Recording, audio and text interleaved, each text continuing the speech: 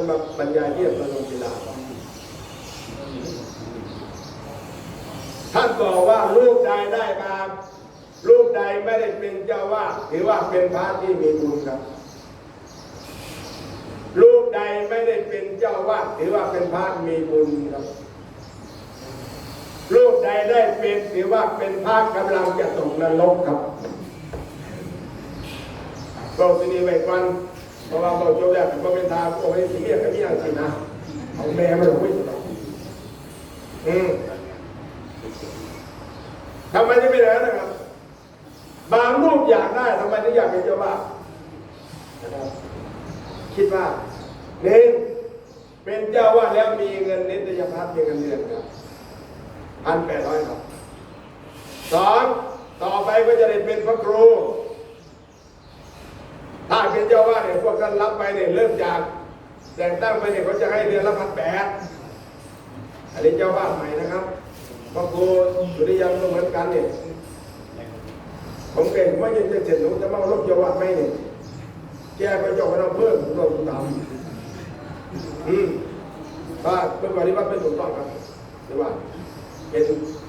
พระครูชั้นเอกแล้วเนี่ยเห็นไหมไม่เทียบแล้วเทียบท่านไหนแต่ท่านไม่เทียบเลยเห็นไหมธรรมดาเลยคิดว่าจะมีลาภสังฆามาได้เป็นพระครูมีกิจนิมนต์ตรงไหนก็จะได้ไป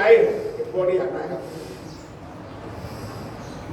ลืมนึกไปว่าถ้าเกิดปัญหาขึ้นมาจะทำอย่างไรสมมติถ้าเป็นเจ้าวาดปั๊บปีนี้มีลูกหลานมาบวชสมมติ10 ลูกมีนาคมาบวช10 นาคครับ10 นาคนี่ก็มีแต่บรรดาเสือสิงห์กับทิงแรกครับตัดหนึ่งกับยาเสพติดตัดหนึ่งกับเป็นตาออกไปมานี่สุดท้าบักหนึ่งกับนักต่อสู้กับพญานาคโลกรู้ครับเจ้าวาด60 แตกตายครับจะไปจัดการหนีก็ไม่ได้เพราะแม่เขาก็มาวัดทุกวันติดยาเสพติดในตัวกินเหล้าเมายาสมาธิเมานะครับพวกท่านผมเป็นใจจะไปจัดการกับพระลูกนั้นไม่ได้ครับเพราะว่าแม่เขามาเป็นคนอุปถัมภ์วัดอันนี้แหละผมต่อต้านมูหนึ่งเลยเนี่ยเขาบอกว่าเวลาจะบวชต้องคัดเลือกอย่างนั้นอย่างนี้คนดี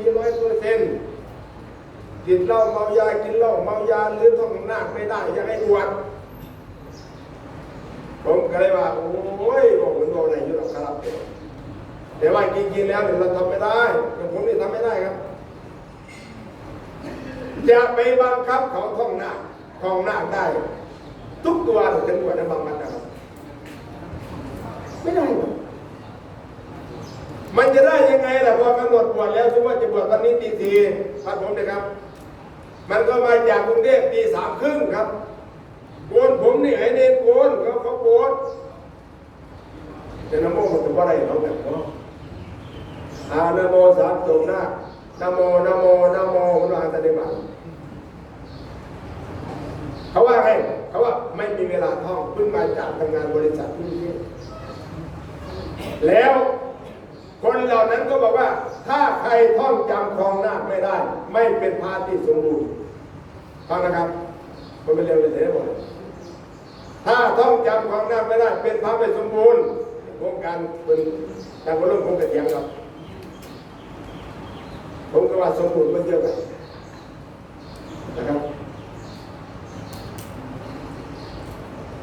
สมบูรณ์ครับเมนวาน้ำถูกอักษรบ่ได้ข้องหนักที่แท้บอกกันดีๆนี่ผมก็ว่าสมบูรณ์สมมุติสมบูรณ์เพราะอะไรครับเพราะสมมุติครับพวกท่านเป็นอาจารย์สวดไปดูเลยครับสมมุติตนเป็นผู้สอนซ้อม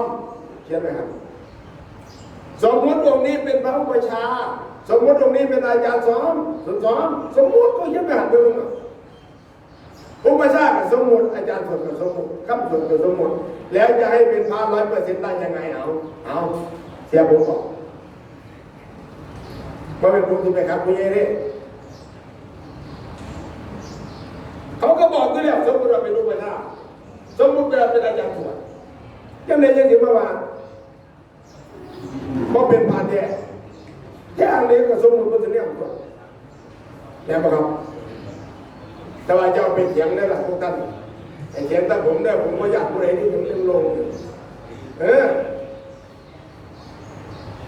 ถ้าสวดบกพร่องหรือกองนาคก็ได้กองนาคไม่เป็นพระเนี่ยบางทีอุปชาก็หลงครับอาจารย์สวดก็หลงถึงเหมือนกันครับเวลาจะเอาวิธีเลยต่อสู้กันในวัน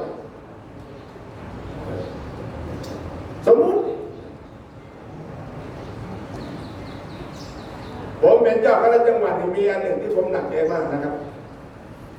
ก็คืออธิกรณ์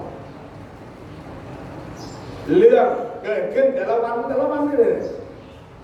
เคยฟังไหมครับผมเคยเล่าอยู่เป็นประจำว่าโดยเฉลี่ยจะมีคนมาร้องเรียนผมเรื่องพระเรื่องกรรมการวัดเรื่องเงินวัดเรื่องเกี่ยวกับวัดวารามนี่แหละครับโดยเฉลี่ยวันละ1 ครั้งครับวันนี้มาแล้วครับมาแล้ววันนี้มาแล้วปฏิบัติมาแล้วครับดีไม่ดีบ่าย 2 บ่าย 3ก็จะมีนัดเลยครับมีตะปูนี่เอาแบบมากผมจะเล็กชิ้นชาติเดียวพวกนี้แล้วครับลังเดียกับเกียร์รถมาได้หลายผมกับลบแมวตะบิน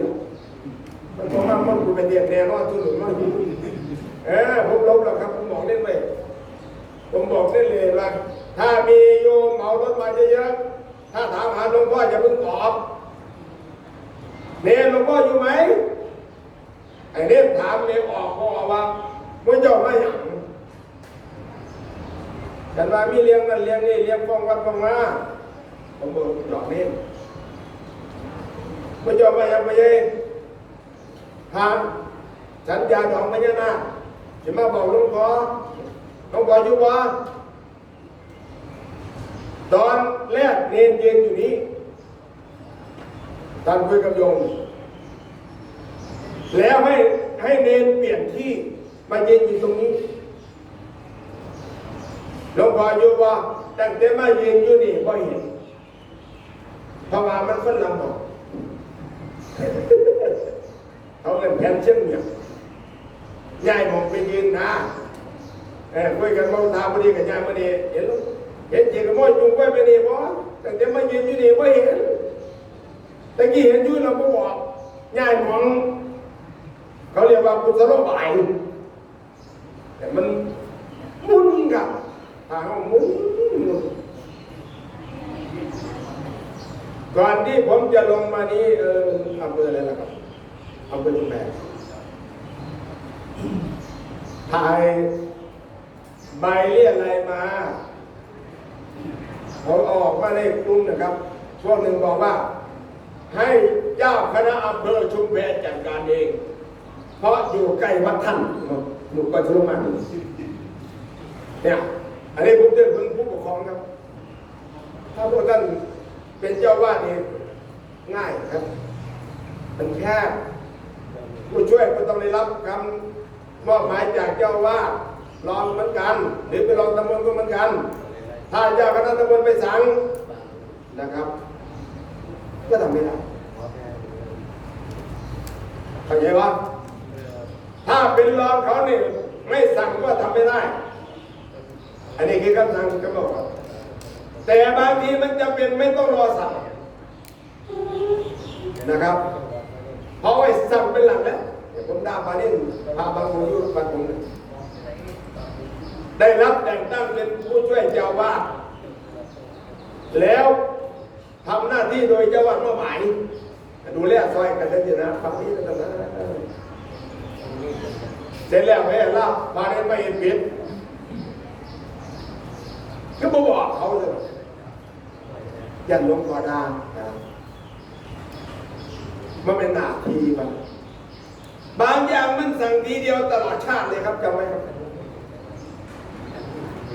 มันมีรถยนต์บางคนดูครับช่วยเจ้าวาดทุกด้านเลย ตรงนึงผมไม่หนีเนี่ยได้ยินข่าวว่าไปอยู่ตั้งบรรจาไปนี่บรรจาไปอยู่ที่เนี่ยก็ต้องบอกว่าผู้ใดผมไรนี้ไปอยู่ตั้งบรรจาไปเป็นมหาธรรมเป็นผู้ช่วยเจ้าบ้านครับพักอยู่บนวิหารยามมันกว้างนะครับทุกคนเนี่ยเน้นไปเตะฟุตบอลครับผมไม่อยู่เนี่ยก็ไปเตะฟุตบอลนี่ครับแกก็อยู่ข้างๆแกก็เลยเตือนเนนส่งไลน์ไปบอกว่าถ้าไม่อยากอยู่ตรงนี้ให้ไปอยู่คณะอื่น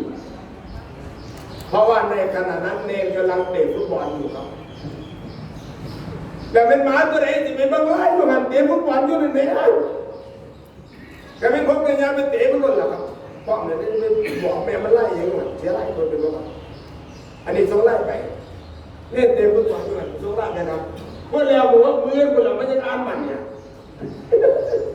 มันจะทัดกินดีนั่นแหละนี่ที่ว่าได้รับมอบหมายในบางอย่างเขาสั่งตลอดดูความเหมาะสมหรือไม่เหมาะสมนะครับขอโทษมันมีหนึ่งนะเขาจะพูดกันอยู่นะครับอันนี้ฟังไว้นะครับมีประโยชน์สมมติว่าพวกท่านจะมาเนี่ยครับจะได้รับแต่งตั้งเป็นผู้ช่วยเจ้าวาดรองเจ้าวาดเจ้าคนขึ้นมาเนี่ยครับเสนอมาเฉยๆนะครับถ้าท่านไม่เสนอมาตามระเบียบแล้วผมก็ตั้งไม่ได้นะครับผมก็ตั้งไม่ได้ระเบียบนี้หรือเจ้าอาวาสวัดนั้นเจ้าวาดบ้างลงไม่มีตัวมีตนไม่มีพระเนรว่าจากเจ้าวาดเจ้าคณะตำบลเป็นผู้แต่งตั้งแต่ว่าไม่มีตัวอยากจะตั้งเจ้าตำบลก็ต้องให้เจ้าคณะอำเภอเป็นแต่งตั้งเจ้าคณะตำบลไปรักษาการวัดนั้นแต่ว่าไม่มีกฎหมายระบุ 100% นะครับแต่ว่าบางองค์ก็ไปตั้งตัวเองเนี่ยตัวเองเป็นเจ้าคณะตำบลไปตั้งตัวเองเป็นรักษาการอีกเพราะนั้นผมก็แซวอยู่เมื่อวัน2-3 วันรู้สึกทางน้องบัวลำพูจะมีเรื่องนะเจ้าคณะจังหวัดตั้งคนไปดูแลเงินวัดหนึ่งเป็นดับเลยผมเลยเจอเจ้าน้องวัดผมเลยเซลเนี่ยตั้งเพื่อนเอาเรื่องเลยว่าเพื่อนก็ตั้งเพื่อนเราไม่มีหนุ่มในประเทศไทยจะพร้อมตั้งจะพร้อมเป็นนะครับในกรณีอย่างนี้นะครับแม้จะไม่มีกฎหมายถ้าตำแหน่งเจ้าวาดตั้งรองเนี่ยให้เจ้าตำบลตั้งรักษาการถ้าตำแหน่งเจ้าคณะตำบลต้องลงให้เจ้าอำเภอแต่ว่ามันมีปัญหากันผมอาจจะเป็นคนไม่แตกต่างหรือเสนอมาไม่ได้มันมีปัญหากันเป็นหน้าที่ของตำบลอำเภอจะส่งมาผมมันส่งมาไม่ได้ผมก็ต้องไปจัดการครับเขาเรียกว่าไปแก้ไขปัญหาที่มันเกิดขึ้นครับซุ่มหนึ่งว่าเป็นลวงลูกไม่ใช่ครับในเมื่อมันพูดกันไม่รู้เรื่องนะครับขอโทษผมจึงบอกหลายแห่งว่าฟังกันนะครับเขาเมียนเนี่ยโดยเฉพาะยิ่งที่ผมบอกบางรูปเป็นพระเถระมาหลายปีแล้วแต่ว่าทำไมถึงไม่ได้เป็นพระครูนะครับผมก็ดูอยู่ก็ทำไงนะครับไม่เคยได้เป็นพระครูเลยเขาได้แต่ปัญหาตั้ง20-30ก็ไม่ได้แต่ว่าในสายตาผมก็รู้อยู่ถามแล้วว่าสาเหตุที่ไม่ได้เพราะไม่ถูกกันกับเจ้าคณะตำบลเพราะว่าเจ้าคณะตำบลไม่ค่อยนิมนต์แกมีงานแกไม่ค่อยนิมนต์เจ้าคณะตำบลไปนะครับเราอยากเป็นพระคุณก็ไม่ได้อย่างนี้ผมก็สั่งให้อำเภอครับแต่เลยครับว่าลูกๆนะครับมันไม่ใช่ลูกครับไปแก้ปัญหาครับหลายนะครับที่ว่าบางทีผมก็ไปขอรองเจ้าอำเภอเอานี่จะเลือกเพื่อนเป็นผู้แนวมาแต่คือกันพอก็ถือกันครับผมไปสั่งเนี่ย ผมขอองค์นี้นะเสียบแล้วก็เจอกันครับผมสั่งอย่างนี้ต้องเอาตามผมเห็นไหมครับเนี่ยอยากเสนอมาเนี่ยถ้าผมบอกว่าเสนอองค์นั้นมาเนี่ยบอกว่าอะไรเนี่ยเจ้าที่เสนอมาได้มากผมก็ตั้งให้กันได้เนี่ยเพราะว่าเสนอมาผมพิจารณาเนี่ยครับผมก็ตั้งกันได้เนี่ยแต่ว่าถ้าผมเอาตรงนี้มาเนี่ยถ้าผมเสนอผมตั้งได้เนี่ยผมว่าปุ๊บไม่ได้นะครับแล้วพวกถึงได้เข้าใจว่าหลวงพ่อเป็นลวงลูกไม่ใช่คือไปแก้ปัญหาแค่ไขข้อขัดข้องของเขามันไม่ถูกกันเกี่ยไว้คุณมอนี่สู้เป็นตำบลกับเกี่ยไว้หาเป็นจะนำบนแล้วผมเย่คำฟ้าพวกนี้นี่เจ้าสาวเขาก็มุ่งจะขวางผมดูผลงานครับที่ว่าอะไรครับผมจะตั้งใครเสนอใครไปนี่ดูผลงานพอเป็นวันเต้าอาวุโสอย่างเดียวนะครับอาวุโสก็ใช้ละนี่ก็ดูไปก่อนแต่ว่าผลงานผมเป็นตัดสินแดงอย่าผมเป็นตัดสินแดงผู้เดียวจะเล่นผมเป็นตัดสินแดงแต่งั้นก็ได้ผมเป็นจะกิน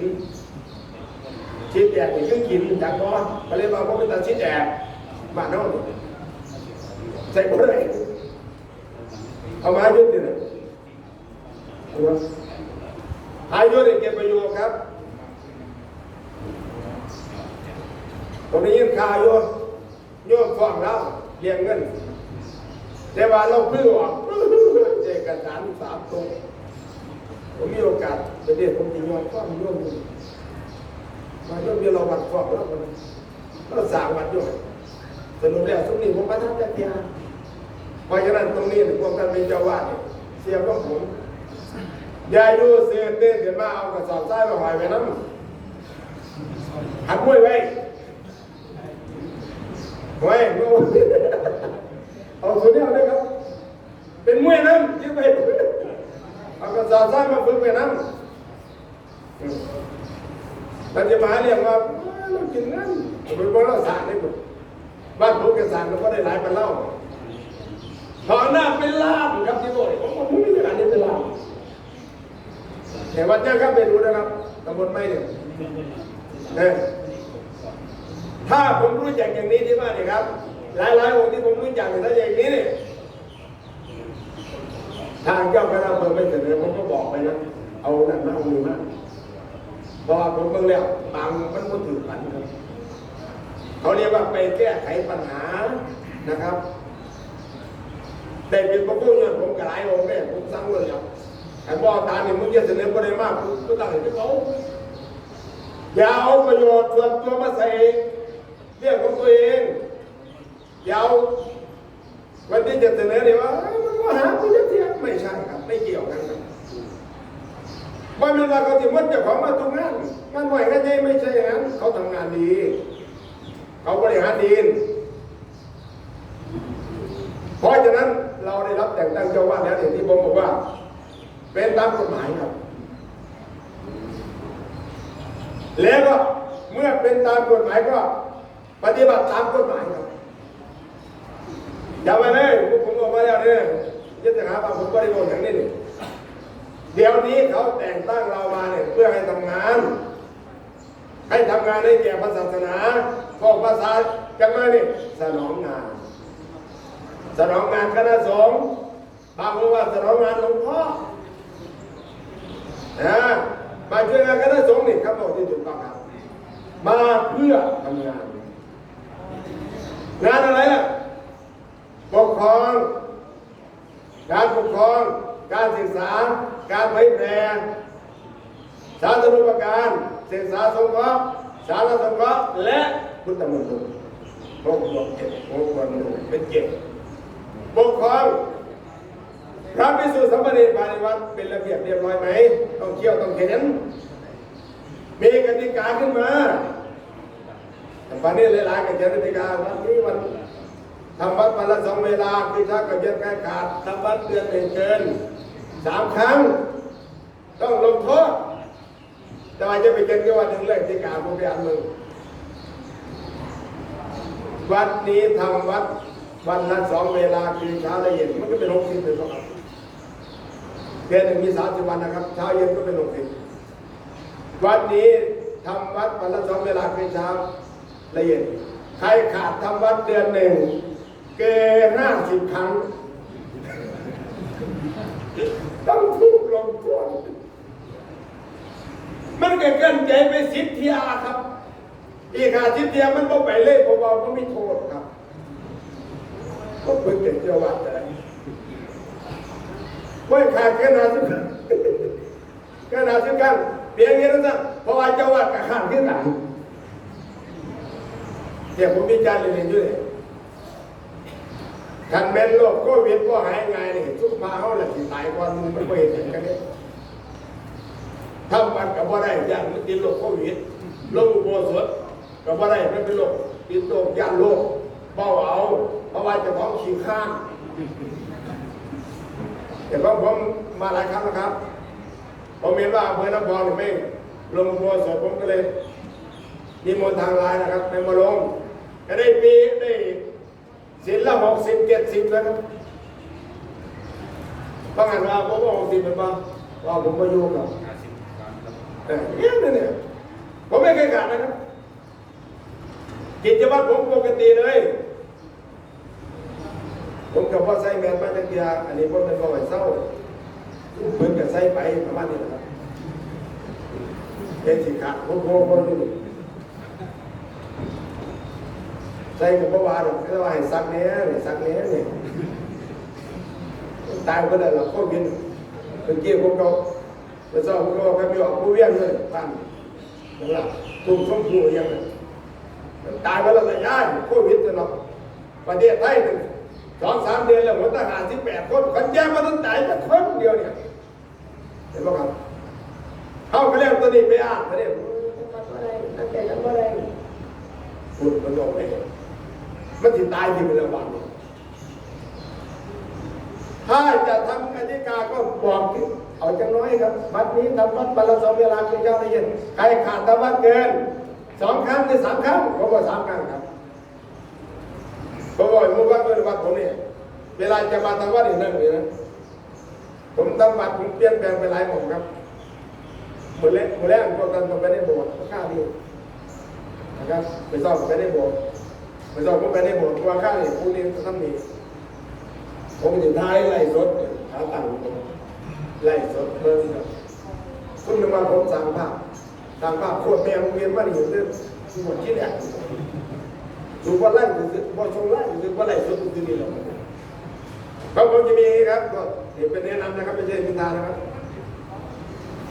ช่องทำวัดนะครับช่องที่ 1มาทัน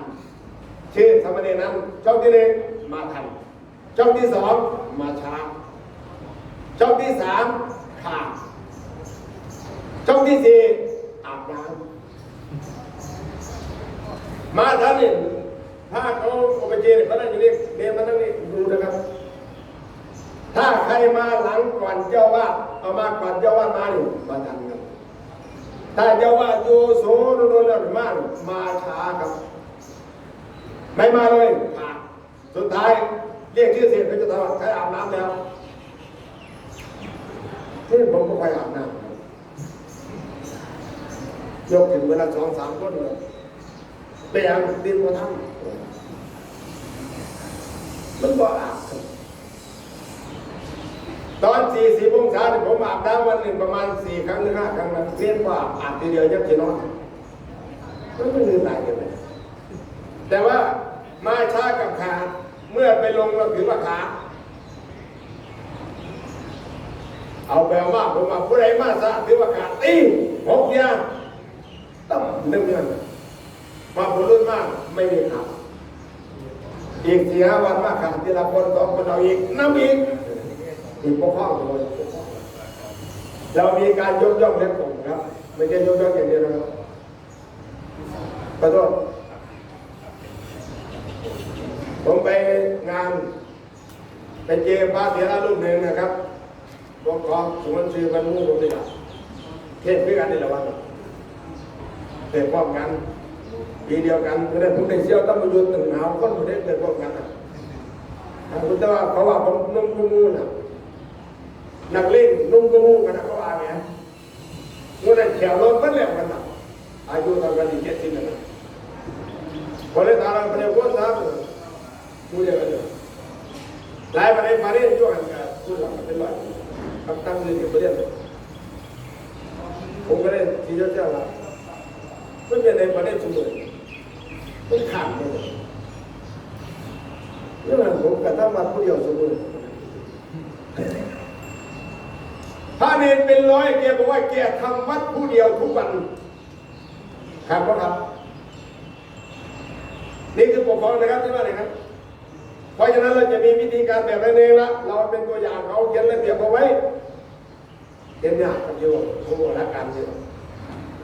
ส่วนไม่จากสองก็เราไปเขียนระเบียบเก่งๆมันมาทำวัดวันละ2 ครั้งเดือนหนึ่ง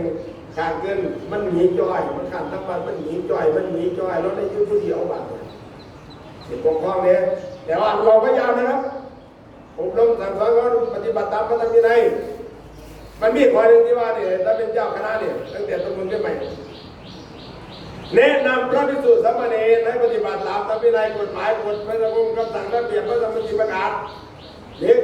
คำสั่งของผู้บังคับบัญชาสูงไปได้มีข้อหนึ่งว่าแก้ไขปัญหาของผู้อยู่ใต้ปกครองจังผมนี่สามารถไปแก้ปัญหากันแก้ไม่ได้กันพามึงเน้นหน่อยอยู่ใต้กระซังเลยนะลงไปแก้ครับบ่เป็นไรเจ้าคณะจังหวัดมีอำนาจหน้าที่เฉพาะเจ้าหน้าที่ไม่ใช่ครับปกครองนี่ครับแต่ว่าเราเนี่ยคนไหนเป็นเจ้าวาดก็ในวัดการศึกษาหรือว่าผมเห็นเขาเนี่ยเขาได้บุญลงกำหนดสอบครับทำปีที่สอบเรียนกันยากเลยแหมเรานี่ใกล้ถึงกรกฎาคมตอนนี้วัดผมกับวัดเรียนเป็นระดับนั้นผมตัดเรียนไปแต่มันไปสอบกันยากเลยมันจะขี่ยังไปสอบมันที่อะไรจะอะไรบ้างนี่แหละผมมีอยู่20 กว่าแต่ว่ากันยากเนาะกันยากนะครับแต่ว่าไอ้ตัวเอกพฤศจิกายนผมมันเงินวันละปีนี่แหมกันยากนี่แหม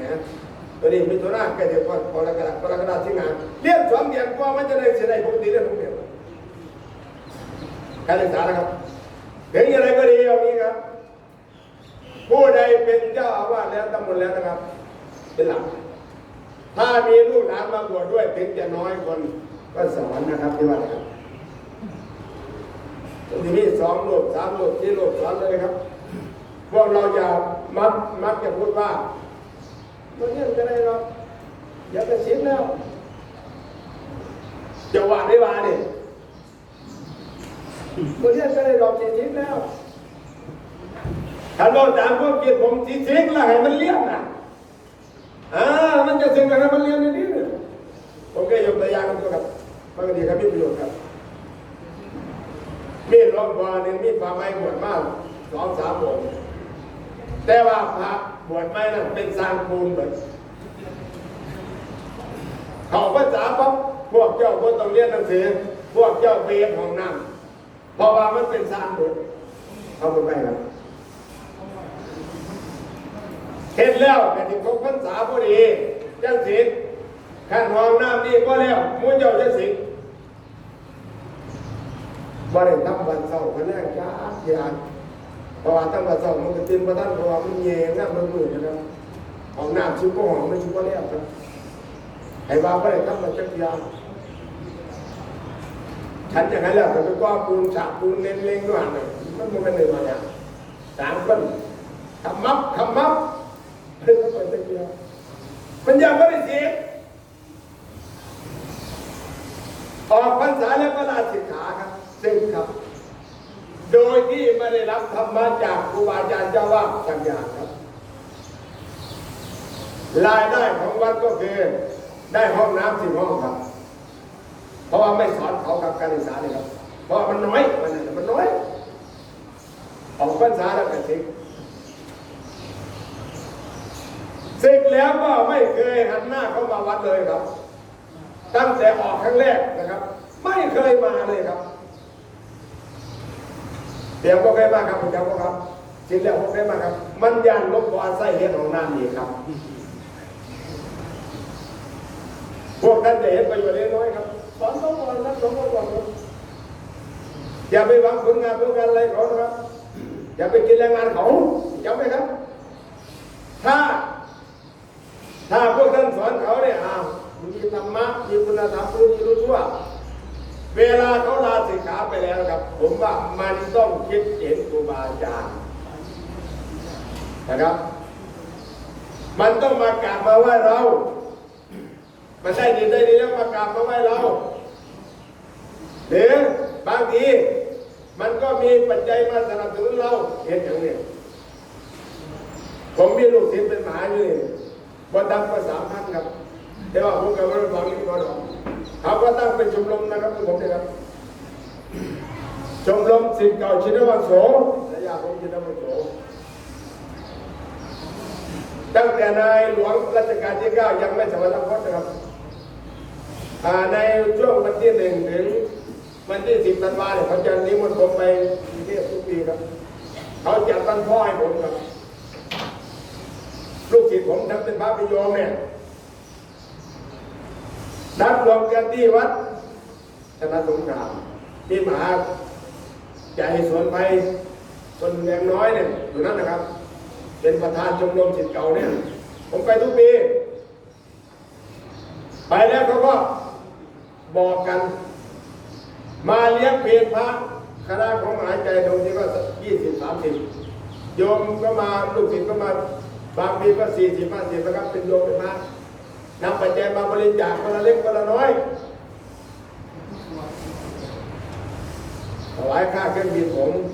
ถวายผมมาใช้ตั้งเป็นกองทุนศิษย์เก่าตอนนี้มีกองทุนอยู่ประมาณ400,000 กว่าครับอันนี้พูดถึงตั้งแต่ในหลวงรัชกาลที่ 9ยังไม่สมบูรณ์เลยมีปัญหาตรงนี้เลยรัชกาลที่ 10นี่ผมเกิดวันที่ 3 กรกฎาคมนายหลวงรัชกาลที่ 10วันที่ 28